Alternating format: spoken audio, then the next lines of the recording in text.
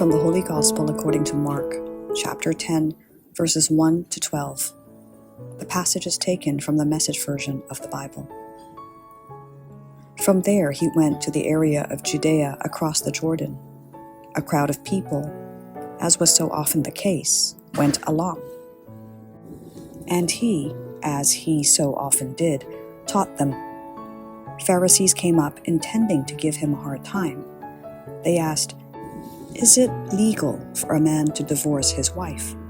Jesus said, "What did Moses command?" They answered, "Moses gave permission to fill out a certificate of dismissal and divorce her." Jesus said, "Moses wrote this command only as a concession to your hard-hearted ways. In the original creation, God made male and female to be together. Because of this, a man leaves father and mother, and in marriage, he becomes one flesh with a woman, no longer two individuals, but forming a new unity. Because God created this organic union of the two sexes, no one should desecrate his art by cutting them apart." When they were back home, the disciples brought it up again. Jesus gave it to them straight.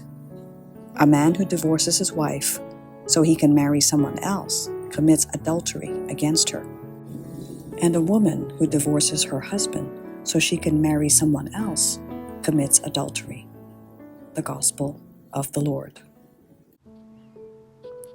Good morning. I am Father Joseph Matthew, and this is Coffee with God. Let us now listen to a short reflection on the Holy Gospel according to St. Mark, chapter 10, verses 1 to 12. Strengthening our hearts in love. Knowing the struggles and uncertainties of life, Jesus does not expect us to have all the answers, nor does he condemn us for our weaknesses. Instead, he patiently instructs with mercy, reminding us that we all need his guidance. Life is full of unexpected challenges, and no one is immune to failure. Before judging others, we must remember that we too have fallen short. The path of faith requires humility, an openness to learning, and trust in God's wisdom. A hardened heart is one of the biggest barriers to genuine commitment. When pride, selfishness, or pain build walls in our relationships, love is suffocated. This is especially true in marriage, where dialogue and mutual understanding are essential.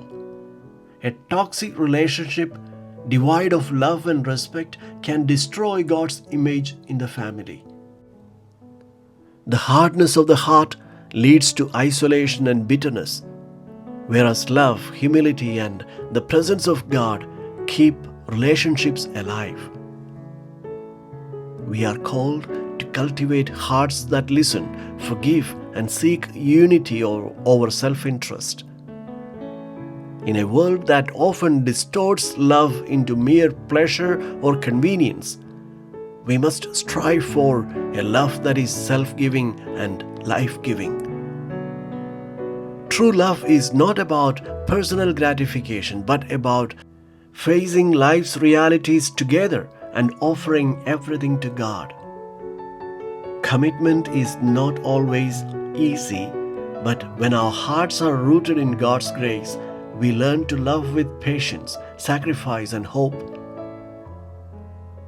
Lord, soften our hearts, strengthen our commitments, and help us love as you love, faithfully, generously, and with an open heart. Amen.